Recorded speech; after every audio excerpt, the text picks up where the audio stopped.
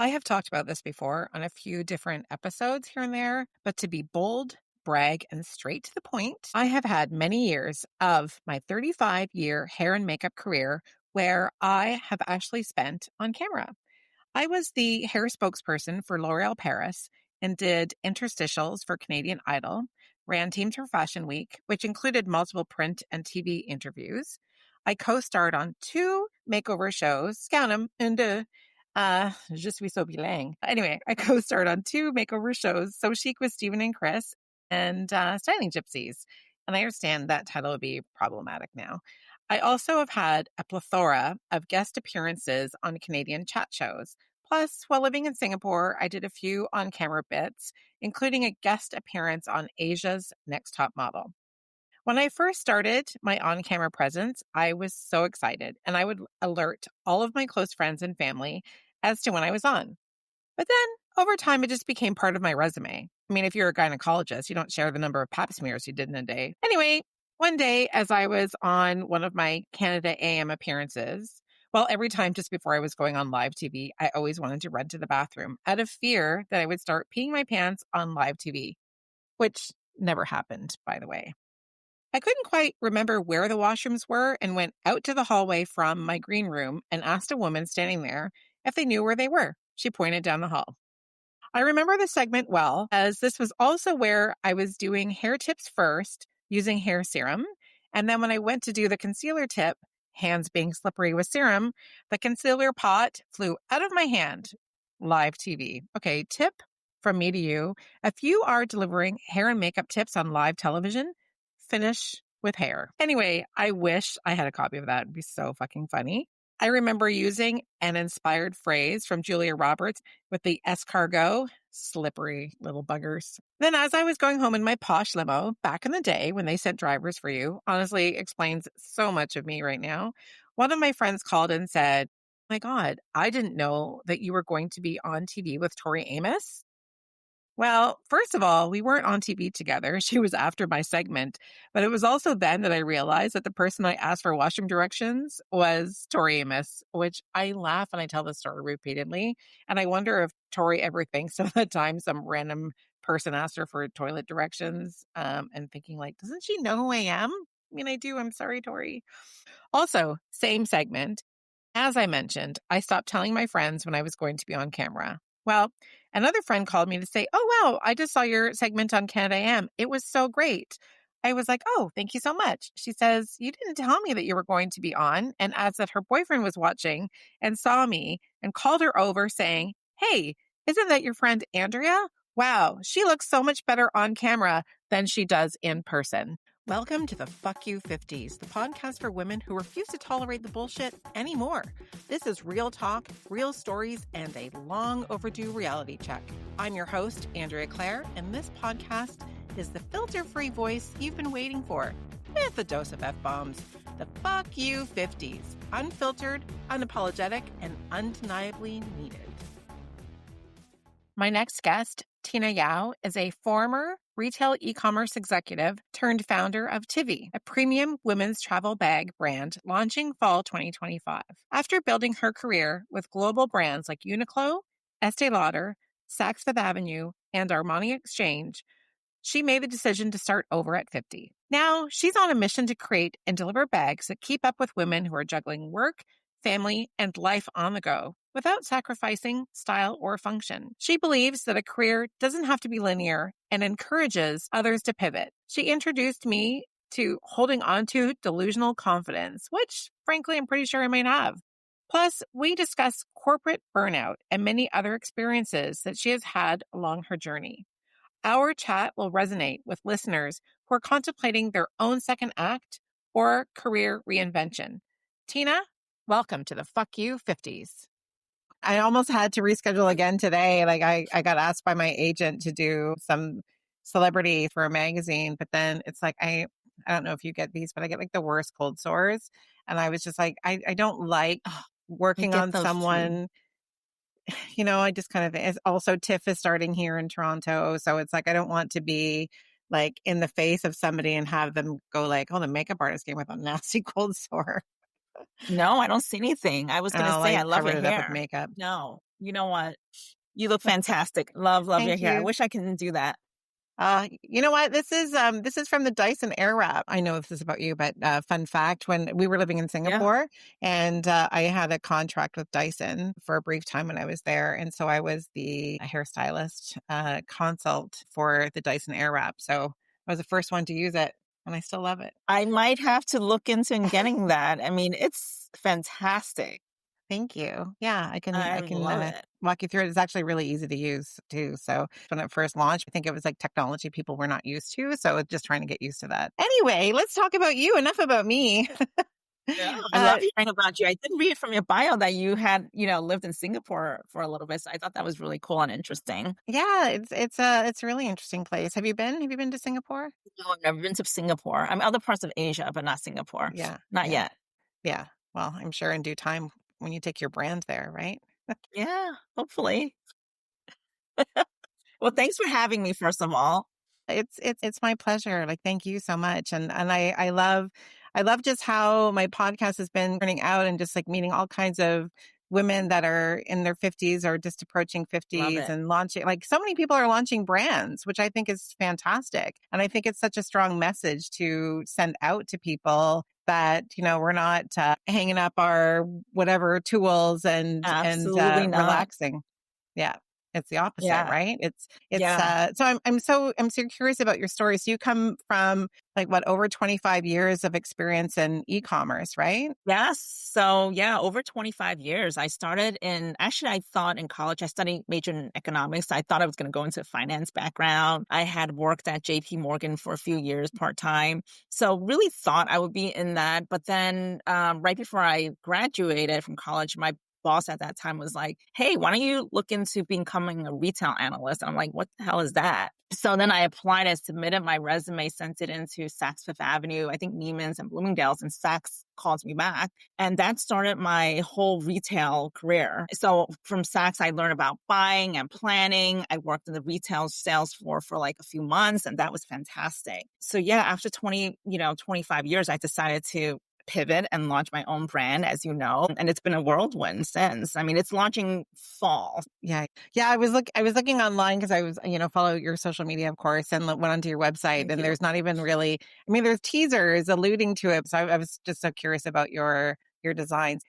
Is it travel bags essentially, or Yes, it's work to travel bag, kind of based on my experience as a corporate or past corporate, life as a mom of two as well too. So I'm intentionally doing a teaser right now, so I'm not showing it online because we will be pre-launching and showing the bag starting September 15th. But it's also based on my experience where I was traveling a lot and I would often go from work to the airport or, even from like gym to work and whatnot.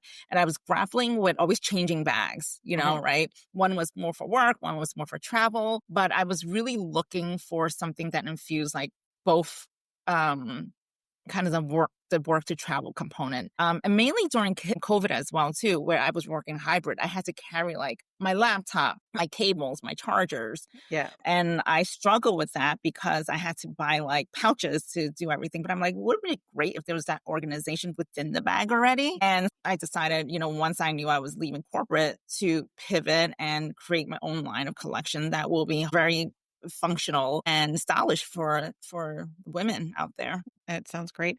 Obviously when we lived in Asia, we were traveling a lot, right? And again, I'm from Yeah. Canada, so we would come home and visit every summer for sure, and then sometimes in between, but then just traveling around. And I was always like the one that carried all the passports, for everybody. And I always found like it was hard for me to find a travel bag that was, and I still don't actually have a good travel bag, but that was functional, fashionable. And I've one, my husband bought me this. I won't mention the name. It's like some fancy designer, but it's a gorgeous bag. And I think it's called their travel bag, but the leather is so bloody heavy that with nothing in it, I can barely tote it around. So when I started this, I really wanted to work with nylon. I found a fantastic manufacturer that produces like this really quality, beautiful nylon, very soft, but it's water resistant.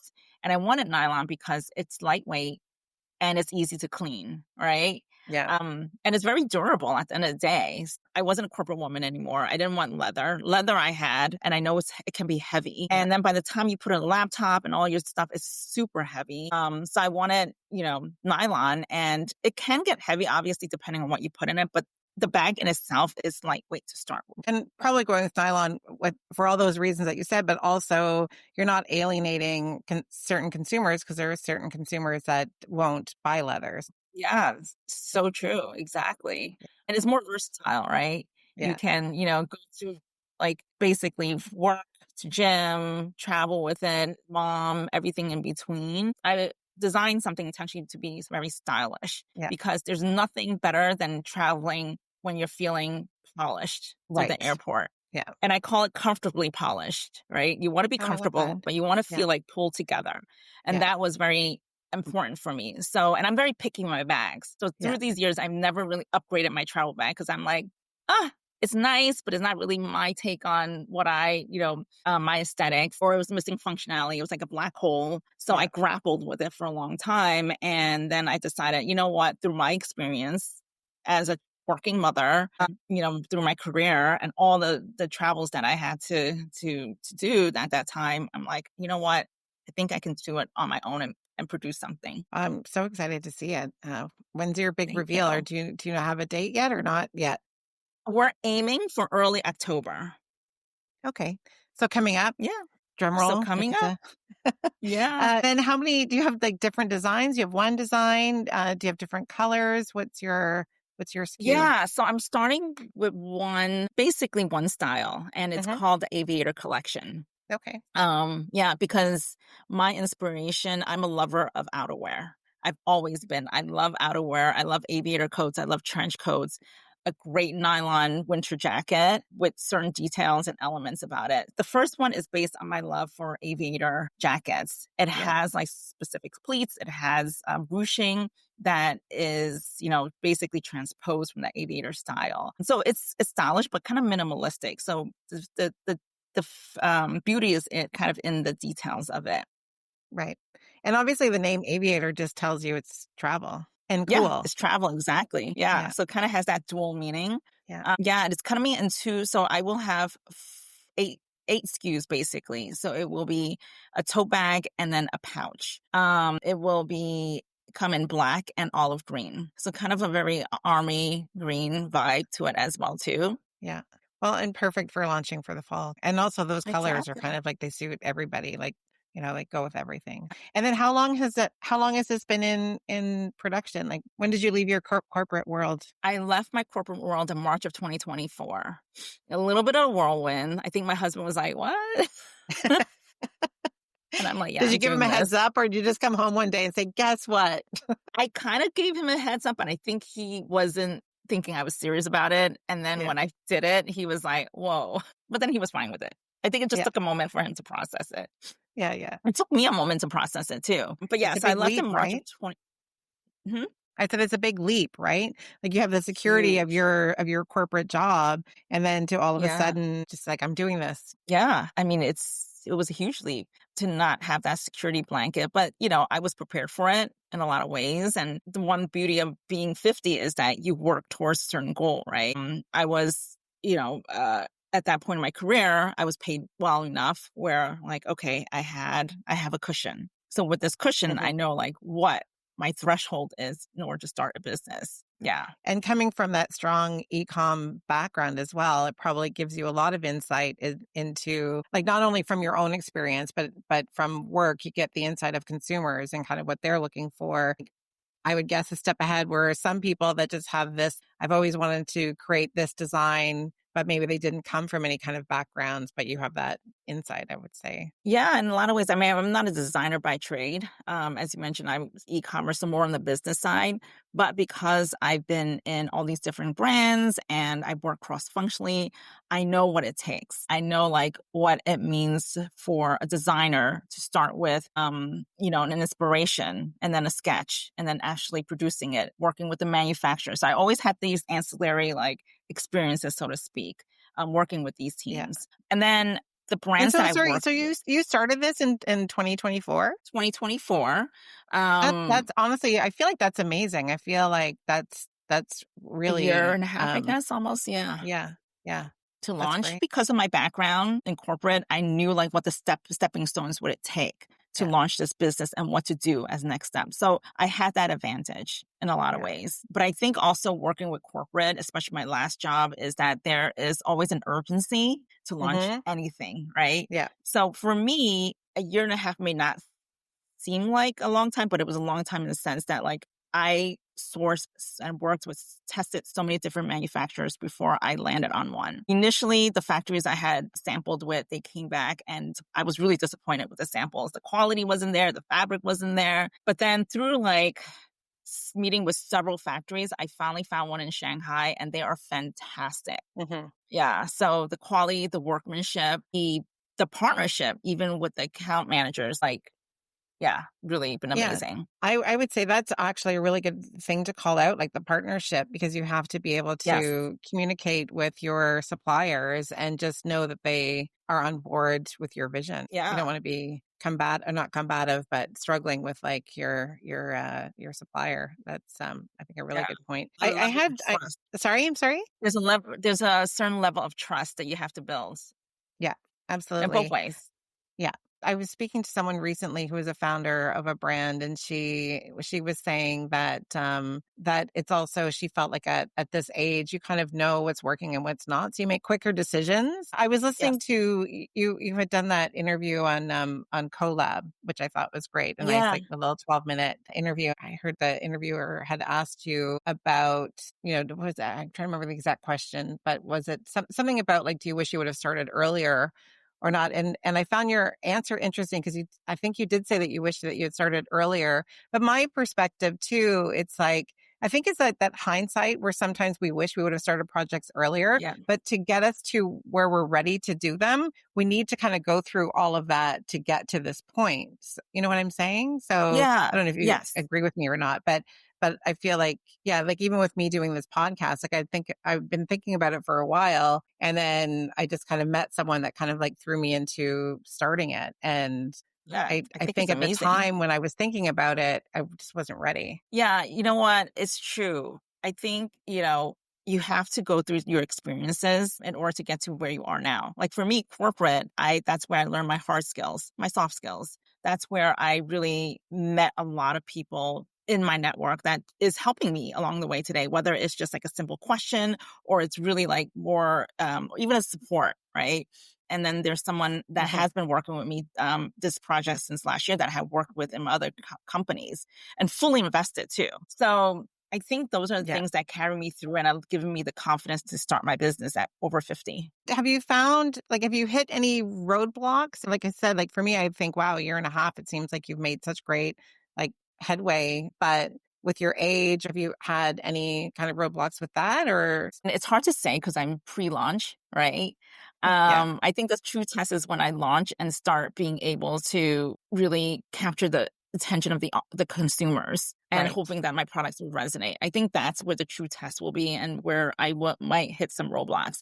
But Right. setting up, I have to say, it's probably not any more difficult than some of the founders that we meet. Right now, I need to just kind of setting up the processes like trademark names. I think that was Hmm. like one roadblock for me, which Yeah. I didn't know, like, not that I didn't know was so important, but the steps that I really had to take in getting a lawyer involved, for instance. Yeah. But that's part of operations in the setup. The other kind of roadblock right now is probably getting myself out there too, right? Being comfortable in Yeah. this space, whether it's a podcast, which I never thought I would be comfortable in because when you're in corporate, you're kind of hidden in behind the veil, so to speak, Yeah. right? Yeah. You are at the end of the day rooting for that company, speaking about the company values, but now it's about my values. Hmm. So I wouldn't call it a roadblock, maybe a growth, defining myself and Right. growing. Yeah, Yeah, that's true. if that makes sense. Yeah, yeah, it totally makes sense. How big is your team right now? It's myself, and I would say from a contractual basis, I'm working with 3 to 4 other people that I call in my team. So I Right. can't hire them like a full time with benefits, obviously, right now, and they're fantastic. Well, and that's the thing too, like, because I'm a freelancer, and so when I have people that hire me, especially on a regular basis, and you become part of their team, Part of the team. it's Yeah, also we're helping the client kind of kind of with their branding, essentially, right? I Exactly. find that, at least in my industry, so like I was saying, I'm a hair and makeup artist, right? And I find since like, I feel like post COVID, it's become a bit more like who's available for this job versus putting teams together. And maybe it's also old school because I am 54 years old and I've been doing hair and makeup for like 35. But I feel I love that it. I need lots of eye cream. Oh, I you feel look fantastic. thank you, thank you. You know what? I'm surrounded by ring lights right now, so I feel that for brands when they're, and this is just my opinion, but I feel with brands when they're trying to do branding, if you're constantly hiring different people, you're not having that continuity that's going to give you the proper brand image, whereas if you're hiring, So true. right? I just, yeah, if you're just hiring different photographers or different, different teams of, whatever, it's just not, you're not going to get that consistency. And then it confuses your consumer going like, I don't understand. What are they trying to say? Right. Yeah, it's so true. So right now, I'm very fortunate that the members that I have on my team, they are aligned with my brand values. They love my product first and foremost, which is really important. Everyone that I'm working with, I'm hoping that we can carry through and continue to grow this company together Yeah. because like you said there is so much value in having that steadfast team that believes in your products, believe in you and your vision, and that will grow with you.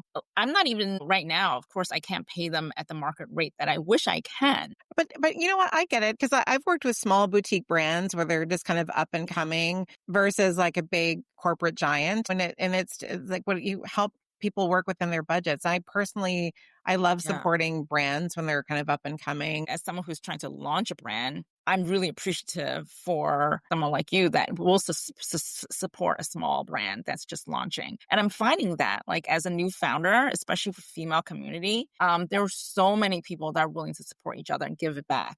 So I think one element for me starting a company is being able to give back as well too.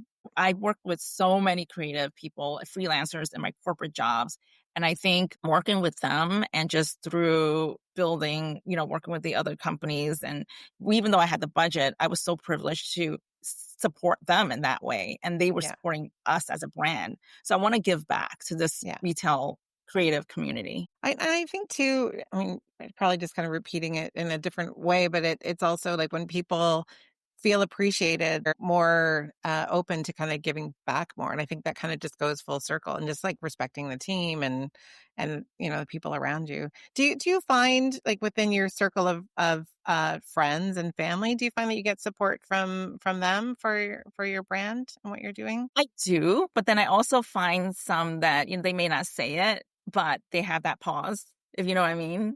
I was gonna say I sense that hesitation. Yeah. Yeah, I think a lot of them first were like, okay, why, why bags? Why are you yeah, leaving your corporate job? So I think that they support, but then there are definitely some that through what they say or don't say, right. that they're waiting to see what happens, which I don't know if it's a good thing. When they're spilling the tea, they're like, "What is Tina doing?" Exactly. But I also have a couple who told me they launched a very successful blog, Mhm. right? And I had lunch with them because the one of the partners had launched a handbag line like years ago, but it didn't go anywhere. And one of the takeaways that they said to me was, "Don't rely on friends and family." Speaks volumes, and it's so It speaks true. volume, right? So I That's didn't say and honestly, it's anything. really unfortunate, and I see a lot of these kind of like posts and memes on social media all the time about how people are more apt to support a stranger than they are their own family member. I Yes. can't even tell you how many times I heard when I launched my podcast from friends and family who have told me, "Well, I don't listen to podcasts." I'm like, "Okay." Like, I mean, I can't force someone to listen to it, right? And then I got nominated for an award, which is fantastic. Then all of a sudden, a couple people started listening and they're like, "Oh, it's so great." I'm like, "Thank you." I mean, I kind of felt it was okay from the beginning, but I think, you just know who's going to be truly be in your corner. yeah, And those other friends and family that may not initially be in your corner. I think they want you to prove yourself at the end of the day, maybe. I don't know. Yeah, I guess maybe it could be a bit of that. It could also be a bit of maybe they're afraid because, so many people are afraid of trying something new, right? Because they're afraid of Hmm. failure, right? And so I think that they probably look at when we kind of take that leap of faith on ourselves that we're going to try something new. They're like, I hope she can do it. Yeah. So what I've learned through this year is I have to just kind of let go of that, right? And do what I think is right for my company at the end of the day and my team. I am looking out for my team. I'm hoping that if I grow this company, they can really join me and we can grow together, right? It's the power of creating something from like nothing to something right now.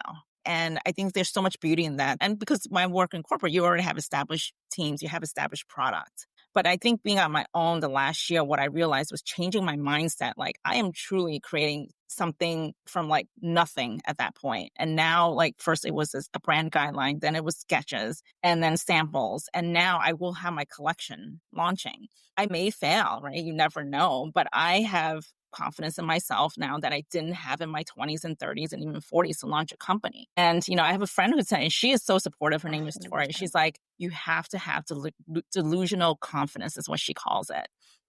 And I took a step back and I'm like, Oh you my know God, I what? love You're it. right. You know what? I think Yes. I'm full of delusional confidence. Yeah. And I'm like, you know what? I do have that, and if Yeah. I fail publicly. But you know what? I'm prepared for it. Yeah. And so you're either the way I I see it, still you're think you either, need to kind of give yourself a huge pat on the back and even coming like this far and kind of leaving your corporate job. And I think it's fantastic. And I feel like, I don't know, maybe it's a bit morbid. Like sometimes when I want to do something really big now, I think to myself, if I was on my deathbed tomorrow and I didn't do this, I don't know, is that really morbid thinking? If I didn't do this, would I be regretting that? It's like, it's yeah. so, It's yeah, it's intense. I mean, honestly, when I left corporate, I was 51. Yeah, I just turned 52 this year. And the thing is that I knew being in retail, there is some ageism, right? I didn't really feel it, but I knew that like once I turned 55 and 60, it's going to be a different ball game. I didn't want to start a business at 60. At 55, I feel like I'm threading the needle a little bit. But I mhm. felt like at 50, I was either going to do it or not at that point. Yeah. Yeah. Because I still have in me like the energy, the ability, the experience, and really just a drive. I don't know if I'm going to have that at 60. And that's the 60 is not saying it's old, you're old, but I do think that maybe my tenacity might not be as, strong that at 60. I don't know, Yeah, it's true. you know. And you don't know, but you can do it now. So that's great. Do you find that you've taken a lot of things with you in your mindset for growing your brand from working with all the other brands? Or do you find that it's you've taken things where it's kind of like this is what I won't do and to my brand, or maybe it's a mix of both? I think it's a mix of both. I think because I was able to work with the high and lows of brands in terms of like Giorgio Armani. Actually, I have to pay ode to Mr. Giorgio Armani. He passed away today. I know I just saw that. So sad, right? But I Yeah. was, fortunate to work for his company. So I learned from working through that his brand is the luxury piece of it. Not just the clothing, but the elevation of what the customer experience is that they offer and what the customers at that level expect. Yeah. So I learned that. And then I worked with Estee Lauder for a little bit. And that's a beauty space, as you know, really what that customer is looking for from service and from the product as well. Very elevated. It has to be very detailed, very refined, beautiful. And then Yeah. I worked for Uniqlo, which is a bit more mass. But there's functionality behind it. They were minimalistic, but there's a lot of functionalities. What I'm trying to say is that I took all of those experiences and I want to apply it to this company where I have the elevation and the premium and the quality, but at the same time, the functionality is infused to it because there's beauty in duality, right? Hmm. To me, at least, there's beauty in having a beautiful product, but that functions really well so you can use it for your day to day life. I think that Yeah. is such an incredible soundbite. I feel like I feel like Oh, thank people you. when they're listening to this, they're going to be, wow, that's great. And I also feel like, and maybe you've repeated this before, maybe this is something you've said before. And I think it Thank you. really speaks to that again speaks volumes to like your level of where you're taking your brand, which I think is amazing. And you said you have children too, right? Two, I have a 17-year-old son. Just started school today, a senior in high school. And then I have a year old daughter, and she just Yeah. started sixth grade. Wow. Yeah, and we, live in the city. They're born and raised in the city, and it's definitely has its challenges, but it's so rewarding for them to grow up in the city as well. I've been to New York a handful of times and I love New York. They always say like, are you a Paris person or a New York person? I feel like if I had an opportunity to live in Paris, I would take that. But New York, I love going to visit, like just the buzz and the energy and everything of it all. Yeah. How are they with your brand, or they're teenagers and they don't care?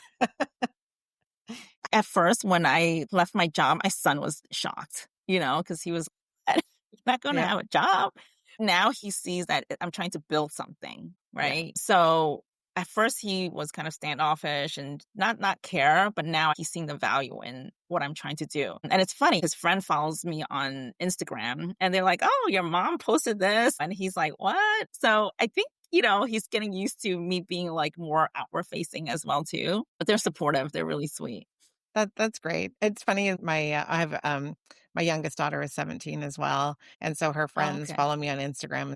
Sometimes I forget that they're on my Instagram account, but then they'll send her a note, "Your mom is so funny." Oh And my she's like, God, I "Mom, what love are you that. posting?" Yeah, yeah, yeah. But I mean, sometimes I can be a bit sarcastic, and I swear a lot. So Zoe's mom has Oh, a potty mouth. Yeah, whatever. I think though too when they see whether it's like the mother or the father when they see like a parent kind of starting their own thing and just yes. showing that it can be done. And I also feel like especially when you're in your 50s, this is part of the reason why I wanted to start my podcast too, is I feel like society just has this like what's the word? I want to say hump to get over, I guess. Maybe that's a good way of saying it. A hump to get Like a over. pigeonhole, maybe? Yeah, yeah, just of where they see women in their 50s and above that were kind of like, we're done, we're out to pasture, whatever. And that's obviously not the case. There's so many women that are starting brand, like it's just like this big pivot, leaving corporate positions or whatever in their life. It And I think that's great. So true. I think through this journey, I've met so many women, like you said, at 40 in the 50s, that's pivoting out of corporate into their own business. And it's different type of businesses, like service Hmm. businesses that I've never even heard of. Right? Yeah, like podcasts. Of course I've heard of podcasts, but like just pivoting and doing something different and Yeah. product-based businesses. What I learned is that it's not your career doesn't have to be linear.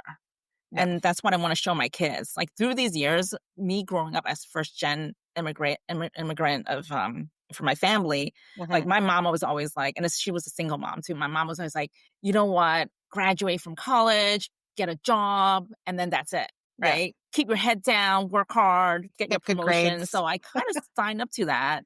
Yeah. And then one day I woke up, I'm like, "You know what? I am kind of burnt out of corporate, as much as grateful as I am, but I wanna do my own thing. I wanna, like, now branch out," and it was Mhm. scary. You can pivot, you can do different things. Yeah, 100%. I find it so interesting. There is so much of this corporate burnout. I've worked with corporate people, of course, but it's like I'm working on a shoot for a couple of days, maybe, or whatever. So it's nothing that I've been in. And I feel as an artist, I don't really get artist burnout. So do you have any insight as to why you think there's like a corporate burnout? Because it seems to happen to quite a lot of people. Yeah, I think obviously it depends on the companies you work for, and the situations, right? Mm. My situation was my positions have always been very sales driven KPIs, right? So there was a Yeah. demand for that. But also for me, I went through COVID with that demand. So I was working basically 12-hour days without breaks, 14-hour days. Sometimes my kids had to bring lunch to me because I couldn't take break because I was in back to back. So I went through it and I came out of it and the company did fantastic. Mhm. But 2 years out of that, I kind of felt that burnout, like not during, but after. Yeah. because it was still that same level of intensity that never came down. And I don't expect it to come down because when you're in corporate, you have to deliver, right? Mhm. That's just, you have to be in your A game all the time. I felt my personal life was suffering. 2 years in a row during winter, I lost my voice, for instance. I was sick for weeks, lost my Yeah. voice. I didn't know what was going on. My relationship had suffered in some areas in my life, right? And then I was like, you know what? I was thinking to myself I had a ha moment when I was walking home about the bag also as well. I'm like, you know what? I'm just going to take a leap and do it. And I am telling you right now, mentally and physically, I'm in such a better place just because I had to take a step back for my mental and physical well-being. Just to be aware of that too is Mm, fantastic. It's something that I think we need to kind of take a pause in our life many times. Like, that recharge, kind of look within, check in with yourself, especially when we have families, we have people that rely on us and, we're not yeah. good to anybody if we're not good to ourselves. Right. 2 years after COVID, I kind of knew like second year in, okay, something's breaking down, something's not happening, like both physically, yeah, and then mentally that, and emotionally, yeah, it really my impacted a lot of my relationships in my life at that time. Yeah. So I really had to look internally and say, okay, what is it that I need to do? Time to make me Yeah, happy and do what I want to do. Yeah. yeah, and really hopefully putting products out there that will resonate with men and women. This is more for women, I think, the aesthetics, but I think even eventually for men too. Yeah. We can do it like a man sling bag. Yeah, exactly. It'll be fun. What do they call it? Immerse? I don't know what they call Is it. that what they I'm call it? making up words now. I Man don't know purse? what I'm saying. Yeah, my name is Tina Yau. I am launching a brand early October, and the name of the brand is called Tivi. It's a combination of my initials and my daughter's initials. So really wanted to have like a heartfelt play on that. It is going to be a collection of work to travel bags. And I say work to travel is because that is from my experience going from corporate where I was traveling a lot. I would go from the office to the airport, and I really wanted a bag that has those organization components that will allow me to travel easily and support me along the way, but really looking polished at the end of the day. I left my corporate position in March of 2024, and I really just dived right into my brand. I am getting set to launch this fall, and it's been a whirlwind, but I'm really excited. And coming from your strong e-com background, is it going to be globally available to purchase? No, I'm starting small. So I'm starting with Okay. the one collection. It's going to be an Aviator inspired look and feel for the bag. And I am doing it online first, just in the Okay. US. Okay. And then eventually I want to do some partnerships and collaborations with the local community because one of Uh-huh. the overarching values that I have for my brand is supporting and empowering women. So I also want to be able to support any small businesses in the community and partner with them, and then as my brand grows, give them visibility as well too. Yeah, that's Yeah. fantastic. I feel like that we need more of that. We need more of that mentorship for other people and other women starting brands Yeah, for sure. Yeah. What's your exactly. take on when people are like, "Oh, I really want to start something, but I think I'm too old." What do you say to that? Oh, I say it's never too old, to be honest. If you want to do it and you have the ability and the capability, you should do it. You should go for it. And I'm not saying capability in the sense that you have to believe in yourself, that you are capable. And I think anyone is capable. The one thing I would say is financially too, you just have to make sure that you can, you have that buffer to a certain extent, or you might do a side hustle until you prove yourself. I know people do that as well too, instead of just jumping into it. But I don't think you should let your age stop you. Yeah, that's so true. And the side Yeah. hustle is very real. I think that a lot of people can relate to the capability of doing that. So and hey, like sometimes too, it's just like you just need time and space. So I mean, money of course also helps. If you have this idea, kind of work through your idea to get to a And you point don't where have to have a huge budget. You can obviously, work within your budget, but you're the only one that will know. And maybe instead of two SKUs, you do one, you start with one, let's say for right. instance. But you have to start with somewhere and have that plan, like you said. Yeah. Well, I think that's so true. It's so great. I love your questions, by the way. Oh, thank you. I love our conversation. Thank you. I just feel it resonates better with people too when they do just kind of like somebody the other day, they sent me a really nice message. They said that when they go for walks, they listen to my podcast and they said, I feel like I'm part of somebody's conversation. And that's, I Yeah. think, I feel perfect. the same way when I listen to your podcast too. Thank you. Thank you so much. Yeah, I think what you're doing is really important, especially for women over a certain age. I don't want women to feel that because they're 50, they're limited, whether they're in corporate or doing their own thing. Yes, absolutely. Thank you for that. 100% agree with you. I want to really build community. And I don't want to use community loosely. I feel like a lot of people do sometimes. But I Yep. really want to lift women. And that will be through my channels as well. And that's showcasing different women in my life that inspire me. And hopefully they'll inspire other people to do their own thing. I love that. Yeah. Just how it Yeah. just becomes a reciprocal kind of, Yeah. sharing of positivity. I'm trying to like, I'm like Yeah. So for stammering through me, the words, but yeah. it's more than just sales and business. It's really giving back to the community, to the women community, to the creative community, and having it be full circle. Yeah. The Tivi Yeah. lifestyle. Yeah, Tivi. Team Tivi. Thanks for tuning in to the Fuck You 50s. If you enjoyed this episode, please take a moment to follow and rate the podcast. And we would love to connect with you on Instagram. So be sure to follow us at the Fuck You 50s. The Fuck You 50s is hosted by Andrea Claire. See you next time.